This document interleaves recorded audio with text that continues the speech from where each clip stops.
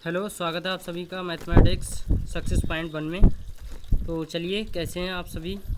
तो चलिए, जैसा कि आपको पता है, मैं डेली क्लास 10 का सिलेबस करा रहा हूं, जिसमें क्या है, मैं बात करूंगा आज प्रश्नावली 1.3 टॉपिक पर। ठीक है। तो जो है, आपको जैसे पुरानी वाली जो बुक है उसमें 1.3 एक्सरसाइज है। अब जो न्यू वाली बुक है, यानी 2023-24 के सिलेबस में ये कौन सी एक्सरसाइज है? 1.2। कौन सी एक्सरसाइज है? 1.2। ठीक है। पुरानी बुक से देखेंगे तो उसमें 1.3 होगा, क्योंकि एक एक्सरसाइज 1.1 काट दी है। ठीक है। तो आपका क्या है, यदि आप जीरो लेवल से मैथ पढ़ना चाहते हैं तो आप इस चैनल पे बने रहिए। अर्थात आप यदि आगे से पढ़ना चाहते हैं तो उस पर एक चैनल और है मेरा, उसमें आगे से चल रहा है। तो वो अगला वाला जो चैनल क्या है, वो है कृष्णा स्टडी मैथ।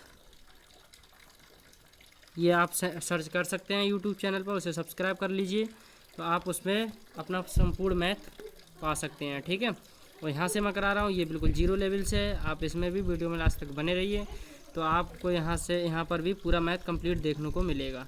ठीक है। तो ये वाला चैनल भी आप सब्सक्राइब कर लीजिए, इस पर भी क्लास 10 का सिलेबस है, और बाकी इस पर भी मैं क्लास 10th मैथ का सिलेबस करा रहा हूँ। ओके। तो चलिए चलते हैं बिना देरी के। क्वेश्चन क्या कहता है? सिद्ध कीजिए कि √5 एक अपरिमेय संख्या है। तो ये वास्तव में हमें ये पता है कि √5 एक अपरिमेय संख्या है, लेकिन ये सिद्ध करके दिखाना है कि ये किस तरीके से अपरिमेय संख्या है। तो सबसे पहले हम मानते हैं इसका उल्टा। जस्ट क्या मानते हैं? इसका उल्टा। तो यहाँ लिखेंगे हल। तो √5 का उल्टा यानी क्या मानेंगे? माना √5 एक परिमेय संख्या। ये पेन रुक के चल रहा है, ये दूसरा पेन यूज कर लेते हैं। संख्या है। माना √5 एक परिमेय संख्या है। ठीक है, ऐसा हमने माना है। परिमेय संख्या क्या होती हैं? परिमेय संख्या वे होती हैं जो P/Q के रूप में होती हैं। जहाँ PQ क्या है?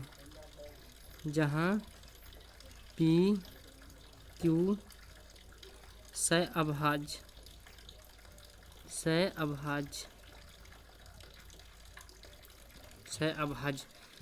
सहअभाज्य क्या होते हैं? जिनका HCF कितना होना चाहिए? 1। इनका मान से निकालें तो कितना आना चाहिए? 1। Q की जगह क्या नहीं होना चाहिए? 0, यानी Q ≠ 0। इतना आपको, जैसे √3 हो, √2 हो, इनमें इतना सभी में आपको करना है। ठीक है। अब जैसे सहअभाज्य क्या होती हैं? जैसे ये है 2/3। तो ये गुणनखंड कैसे हैं? सहअभाज्य कैसे? 2 और 3 का मैं मासा निकालूंगा तो कितना आएगा? 1 आएगा। ठीक है। 2 और 3 किसी एक संख्या से विभाज्य हैं क्या दोनों? जी नहीं, बिल्कुल नहीं, सिर्फ एक से ही विभाज्य होंगी जे। तो इनका HCF कितना है? 1 है। तो ऐसी स्थिति में 2/3 हम किसी संख्या से निकाल सकते, तो उन्हें सहअभाज्य बोलेंगे। ठीक है। इतना समझ में आया? अब चलिए क्या करते हैं, इनके बटे हम मान लेते हैं 1, फिर इनकी क्रॉस मल्टीप्लाई कर देते हैं, यानी तिरछी गुणा। तो इनके करेंगे गुणा तो क्या आएगा? P एकम P, और ये आ जाएगा √5Q। ठीक है। इतना आया। बहुत आसान विधि से मैं बताने वाला हूँ, आप थोड़ा ध्यान दीजिए। तो अब क्या करेंगे हम? दोनों ओर वर्ग करने पर, दोनों ओर वर्ग करने पर। ठीक है। अब यहाँ देखिए, P का हम वर्ग करेंगे, इधर √5, और यहाँ Q इसका वर्ग करेंगे। तो P का वर्ग करेंगे तो क्या आएगा? P का स्क्वायर। अब देखिए, किसी भी संख्या के ऊपर रूट होता है और इसका स्क्वायर करेंगे तो रूट हट जाता है, यानी इससे स्क्वायर से रूट कट जाएगा। कितना आएगा? 5। लेकिन Q का स्क्वायर करेंगे तो ये कितना आएगा? Q square. ठीक है। अगले स्टेप में क्या करेंगे हम? यहाँ से करेंगे P² और ये 5 को इसके बट्टे में भेज देंगे, और बराबर = यानी Q²। अब देखिए, यहाँ 5 किसको विभाजित कर रहा है? P को। अब P कोई संख्या है, पूर्णांक संख्या है कोई। ठीक है। उसे 5 विभाजित कर रहा है, यानी 5 उसे काट रहा है। ठीक है। तो लास्ट में हम क्या लिखेंगे? इसमें थोड़ा थ्योरी लिखना है। ठीक है। चूँकि 5 P² को विभाजित कर रहा है, इसलिए 5 p को भी विभाजित करेगा। यानी कोई p की जगह कोई ऐसी संख्या आ, जैसे मान ली यहाँ पर 10 है, ठीक है, 10 5 10 को काट देगा, 5 दूनी 10। अब 10 का हम वर्ग करेंगे तो कितना होगा 100, तो 5 इसके वर्ग को भी तो काट देगा, 5 दूनी 10 और 0, तो ये जो वर्ग है तो वर्ग के रूप में p स्क्वायर है, तो ये 5 इसे विभाजित कर रहा है, तो इसका जो वर्गमूल होगा यानी 10, तो 5 उसको भी तो विभाजित करेगा, तो वही हमने लिखा है 5 p स्क्वायर को विभाजित कर रहा है, इसलिए 5 p को भी विभाजित करेगा। ठीक है, इतना आपको लिखना है। फिर नेक्स्ट क्या करेंगे हम, ये p है जो p लेंगे और p के साथ हम क्या करेंगे, इन 5 को लेंगे, ठीक है, जो लास्ट में जो 5 आए हैं इन 5 को लेना है, और इसके साथ हम कोई भी अक्षर ले सकते हैं, यहाँ से के ले सकते हैं, एस ले सकते हैं, क्यू, जो भी आपको मन चाहें, ठीक है, ए से लेकर जेड तक कुछ भी ले सकते हैं आप, तो मैंने के ले लिया यहाँ पर। अब यहाँ नेक्स्ट स्टेप में क्या करेंगे, यहाँ दोनों ओर वर्ग करने पर, दोनों ओर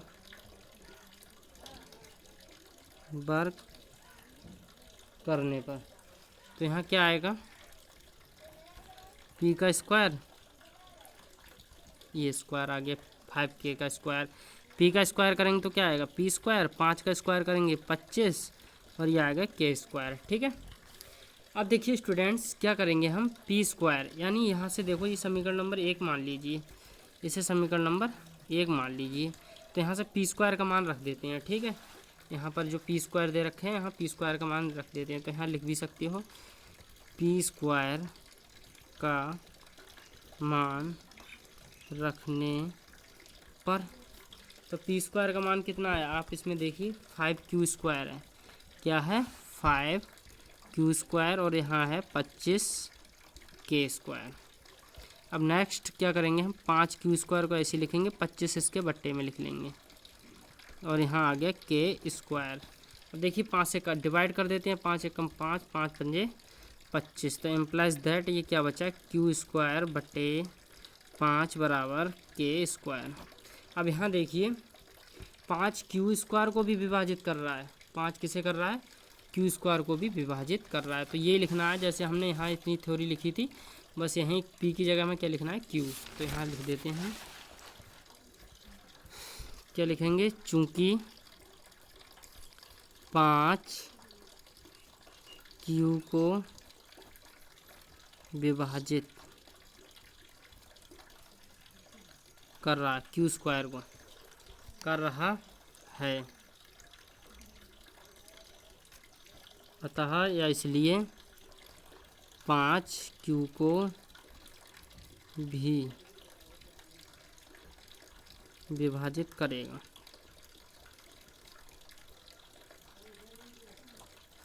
ठीक है, इतना समझ पा रहे हैं। अब ये देखिए, जब हमने p और q से अभाज्य संख्या मानी थी कोई, ठीक है, जो मतलब किसी से कटे ना, अब इसमें 5 p को भी काट रहा है और 5 q को भी काट रहा है, यानी इन दोनों संख्याओं को 5 काट रहा है, तो इसका मतलब इनका एचसीएफ कितना हुआ, अतः p बा q का जो p व q में उभयनिष्ठ गुणनखंड कितना है, 5 है, अतः और हमारा जो मतलब उभयनिष्ठ गुणनखंड 5 है, तो इसका एचसीएफ भी कितना हुआ, 5 हुआ, और जो हमें परमेय संख्या के लिए एचसीएफ कितना होना चाहिए था, 1, तो हमारी जो अवधारणा थी वो तो गलत हो गई। ठीक है, क्योंकि हमारा अवधारणा ये थी यदि 1 आता है तो परमेय संख्या मानी जाएगी, यदि 1 से अलग कोई भी गुणनखंड आता है तो वो क्या होगी, परमेय संख्या नहीं होगी। ठीक है, तो इसका जो मासा आया वो कितना आया, 5 आया, तो इसलिए लिख देंगे, अतः हमारी कल्पना विरोधाभास थी, विरोधाभास भाज्य थी कि √5 एक परिमेय संख्या है, अतः √5 एक अपरिमेय संख्या है। बस इतना आपको करना है। इसी तरीके से आप एग्ज़ाम में करेंगे, एग्ज़ामिनर आपको पूरे नंबर देगा। ठीक है, तो चलिए कोई लेंथ ही नहीं है, आपको 1-2 बार करेंगे ट्राई से तो आपको आसानी से ये कर लेंगे। ठीक है, तो चलते हैं इसके नेक्स्ट क्वेश्चन पर। बाकी आपको समझ में नहीं आए तो कमेंट्स बॉक्स में बताएं। तो चलिए चलते हैं नेक्स्ट क्वेश्चन पर, बिल्कुल अच्छे कंटेंट के साथ और बहुत इजी, बहुत आसान विधि से इस क्वेश्चन को सॉल्व करेंगे। तो ये सभी क्वेश्चन इंपॉर्टेंट हैं, इन क्वेश्चनों से एक क्वेश्चन अवश्य पूछा जाता है आपके एग्ज़ाम में। तो आपने ये क्वेश्चन आपको एक तैयार करना है। ठीक है, तो आप समझो आप 2-3 नंबर में ये सवाल आएगा, ये आपका क्लियर हो जाएंगे। तो चलिए इस क्वेश्चन को सॉल्व करते हैं। ये कह रहे हैं सिद्ध करें कि 3 + 2√5 एक अपरिमेय संख्या है। तो यहाँ सबसे पहले क्या लिखेंगे, हल। क्या लिखेंगे, हल। और वही काम करना है जो मैंने उसमें करा था पिछले वाले क्वेश्चन में, माना। चलिए तो चलते हैं इस क्वेश्चन के लिए सॉल्व करते हैं। तो माना 3 + 2√5 एक कैसी संख्या है, परिमेय, क्योंकि इसका जस्ट उल्टा मानना है हमें, परिमेय संख्या है।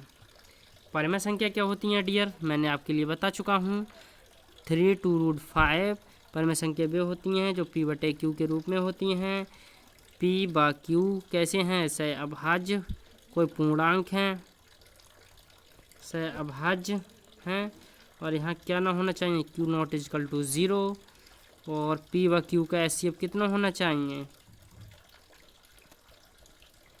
1 होना चाहिए। बस इतना आपको करना है। उसके बाद इस क्वेश्चन को सॉल्व करते हैं। तो यहाँ देखिए, अब देखिए यहाँ पर हम इसे पहले ऐसे लिख लेते हैं, एक लाइन। तो चलिए अब उसके बाद क्या करेंगे हम, 3√5 P/Q। अब इन 3 के लिए उधर माइनस में पहुंचा देते हैं। तो ये कितना है, 2√5 बराबर P/Q, प्लस के 3 उधर गए, किसके हो गए, माइनस के 3 हो गए। अब देखिए इसमें और क्या करेंगे, इस 2 को भी उधर पहुंचा देते हैं। ठीक है, अब ये √5 है, अब इनके बटे में जाएगा 2। तो यहाँ देखिए ये काम करते हैं, √5 बराबर P/, ये 2 इसके भी बटे में जाएगा 2Q, माइनस ये 3 के बटे में जाएगा 2। बस इतना आपके लिए करना है। ठीक है, तो यहाँ क्या हो गया, हमने क्यों करा ऐसा, क्योंकि ये √5 हमें ऑलरेडी पता है कि ये एक अपरिमेय संख्या है। तो जो परिमेय संख्या दिख रही है रूट से अलग, उन सभी को हम एक तरफ कर लेते हैं, यानी पक्षांतर कर लेते हैं। ठीक है, तो इसलिए हमने √5 को इधर रखा, बाकी इन संख्याओं को इधर कर दिया। ठीक है, तो अब यहाँ से हम आसानी से समझ सकते हैं।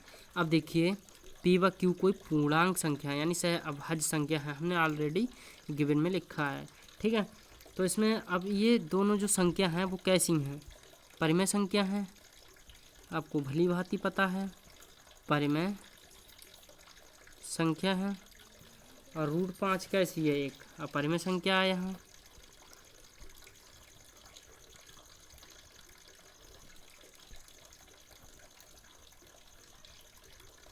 अपरिमेय संख्या कैसी है, जैसे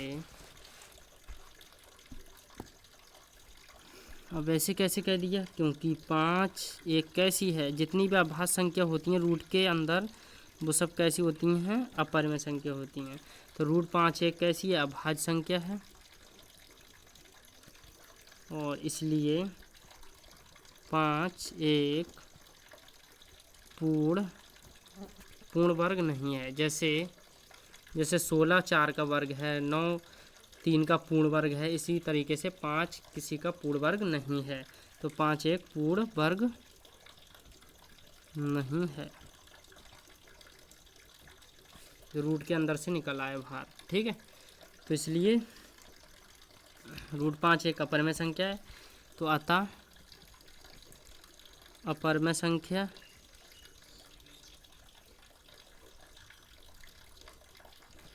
बराबर नहीं हो सकती किसके, परिमेय संख्या के। तो अपरिमेय संख्या नॉट इक्वल टू परिमेय संख्या। अब लिखेंगे अतः, लास्ट में वही लिखना है आपके लिए, अतः हमारी कल्पना विरोधाभास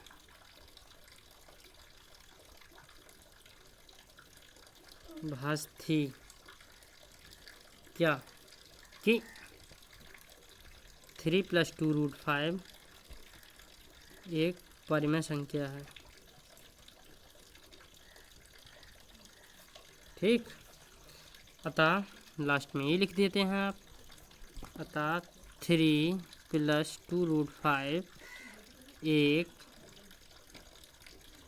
अपरिमेय संख्या है। तो चलिए स्टूडेंट्स, कैसा लगा आपको क्वेश्चन? यदि वीडियो पसंद आई हो तो वीडियो को लाइक करें, चैनल पर पहली बार आएँ तो चैनल को सब्सक्राइब करें। ठीक है, बाकी मैंने आपके लिए दूसरा चैनल बता दिया है, आप उससे जुड़ सकते हैं। उस पर पूरा सिलेबस जो है वो 10th लेवल का चल रहा है। ठीक है, आप वहाँ से भी हम स्टडी कर सकते हैं। बाकी जो है इसमें मैं 0 लेवल से करा रहा हूँ। तो वो चैनल क्या है, कृष्णा स्टडी मैथ, इससे आप जुड़ सकते हैं और इसे चैनल के लिए सब्सक्राइब कर लें। ओके, तो चलिए मिलते हैं नेक्स्ट पार्ट में। ये मैंने आपके लिए 1 पार्ट कराया है, कल 2 पार्ट में समाप्त कर देंगे इस प्रश्नावली को। तो ठीक है, हमारे चैनल से जुड़ने के लिए आप सभी का बहुत बहुत धन्यवाद।